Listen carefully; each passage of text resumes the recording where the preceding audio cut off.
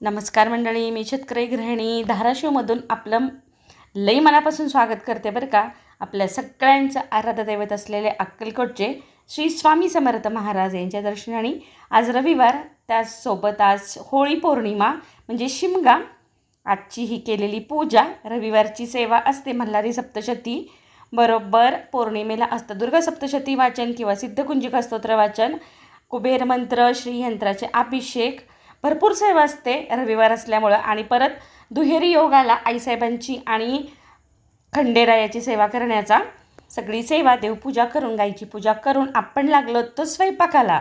तर आज काय केलं होतं आपण, आपल्या महाराष्ट्राची आणबाण आणि शान असलेली पुरणाची पोळी, आणि ती पण एकही कण पिठाचा न लावता तेलावरची पुरणपोळी केलेली आहे आपण. अतिशय सुंदर अशा पोळ्या होतात बरं का. चला सांगते कशा केल्यात ते. 1 वाटी हरभऱ्याची डाळ स्वच्छ धुवून घेतली. 2 ते 2.5 वाटी मी त्याच वाटीनं पाणी मोजून कुकरमध्ये घालून घेतलं. त्यामध्ये थोडंसं तूप आणि हळद घालून पाण्याला उकळी आल्यावर धुतलेली डाळ घालून घेतली आणि मऊसूत शिजवून घेतली. 4 ते 5 शिट्ट्या करून कुकर लावला. तोपर्यंत मी भिजवून घेतली कणिक. कणिकेमध्ये थोडंसं मीठ आणि हळद घातली होती. मस्त अशी कणिक तिंबून घेतली आणि ती कणिक भिजवायला ठेवली. कुकर झाला, मस्त छान डाळ शिजली. हे बघा, डाळ चेक केली आपण, नंतर येळवणी काढली. चाळणीमध्ये डाळ घातली आणि जे खाली पाणी राहतं त्याची आपण करणार आहे आमटी म्हणजे वेळवणीची. आणि चटका द्यायच्या अगोदर काय करते मी, सगळी डाळ काढून घेतली ना कढईमध्ये, गूळ किंवा साखर टाकायच्या अगोदर ना चमच्यानी किंवा म्हणजे पळीनं सगळी डाळ एकदा घोटून घ्यायची आणि मग डाळीमध्ये ना गूळ किंवा साखर घालायचं बरं. असं करण्याने की नाही आपल्याला पुरण वाटताना जरासं हलकं जातं. म्हणजे आपण गाळतो ना जेव्हा पुरण तेव्हा फास्ट होतं बरं का. त्यामुळं मी थोडंसं घोटून घेते आणि गूळ घातल्यानंतर सुरुवातीला आपल्याला वाटतं की जराशी पातळ झाली आहे, पण जसं जसं डाळ आणि गूळ एकत्र शिजत जातो तसं तसं ते घट्ट व्हायला चालू होतं आणि व्यवस्थित चटका देऊन घ्यायचा.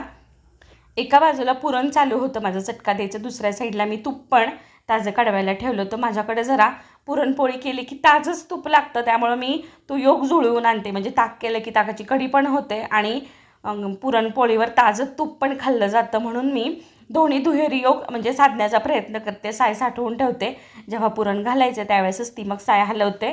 ताक होतं आणि लोण्याचं तूप देखील होतं बरं.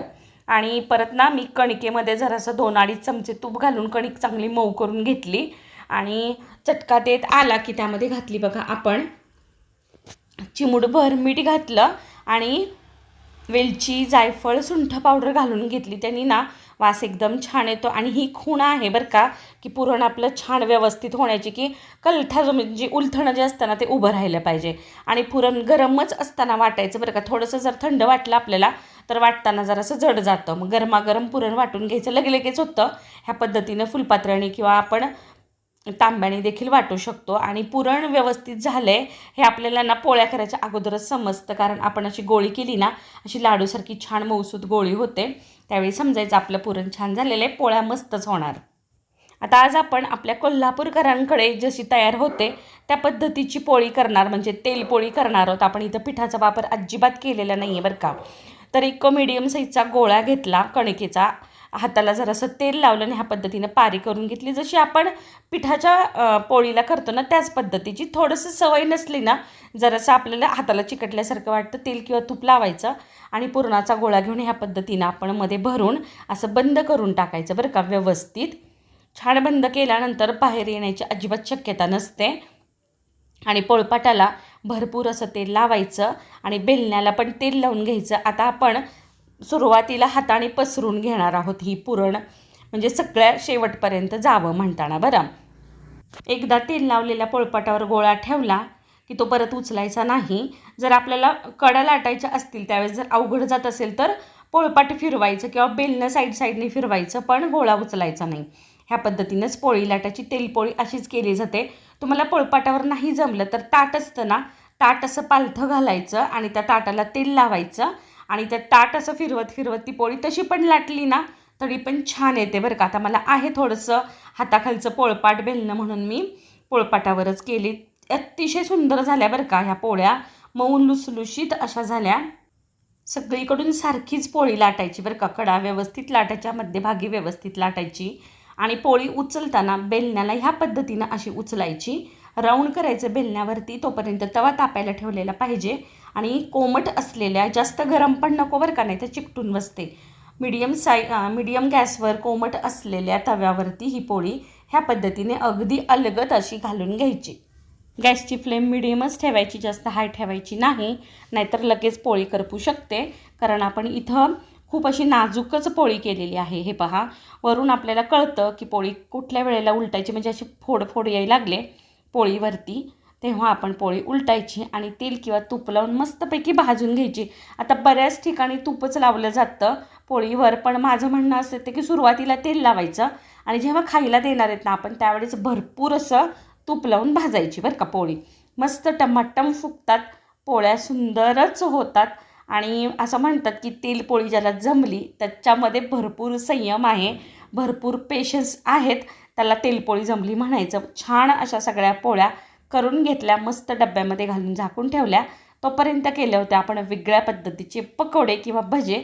तर त्यासाठी काय केलं तर हे भजे शेवटी करण्याचं कारणच असं होतं की जेवायला ताटं करायच्या वेळेला भजे गरम राहिले पाहिजेत. म्हणून मी काय केलं तर 2 मोठे बटाटे, एक मोठा आणि त्याच्यापेक्षा छोटा, असे 2 घेतले होते.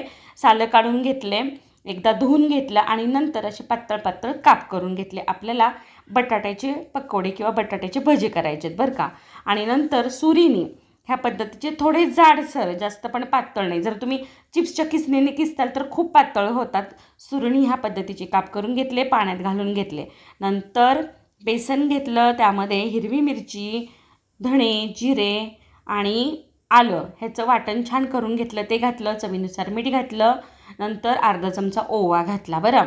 आणि शेवटी माझ्या लक्षात नंतर हळद आली घालायची आणि चिली फ्लेक्स आले, हे मी विसरले होते. हळद घातल्यानंतर सरसरीत असं भिजवून घ्यायचं. आणि जास्त घट्ट नको आहे बरं का आपल्याला. जर जास्त घट्ट केलं तर जो आपल्याला बटाट्याच्या भज्यांवरती थर पाहिजे तो जाडसर येईल आणि असा पातळसर थर आपल्याला हवा आहे. म्हणजे त्यातून बटाटा असं आरपार थोडंसं दिसलं पाहिजे ह्या पद्धतीचं. आणि कडकडीत तेलात मस्तपैकी असे पकोडे तळून घेतले. एकदम भन्नाट होतात बरं का ह्या पद्धतीने केले ना, झटपट होतात. अगदी जेवायच्या वेळेला तुम्ही तळले ना तरी पण छान लागतात. तळून ठेवायची गरजच नाही आहे अगोदर. ताटं करते वेळेस तळायचे पकोडे इतके भन्नाट होतात. तुम्ही पाहताल एकदम सुंदर असे पकोडे झालेले आहेत. आता आपण ताट वाढायला घेऊ. मस्त मऊ लुसलुशीत तेलावरची पोळी, भरपूर तूप टाकलेली, पापड, कुरडई, बटाट्याचे भजे, दूध, तूप आणि गरमागरम कढी आणि कटाची आमटीसोबत भात. चला तर मग वाट कशाला बघायची, ताव मारायला सुरुवात करूया की. अरे हो, थांबा, सबस्क्राईब केलं आहे काय? नसेल केलं तर पटकन करा आणि कमेंट करा, लाईक करा. उद्या भेटू. तोपर्यंत सगळ्यांचे मनापासून धन्यवाद.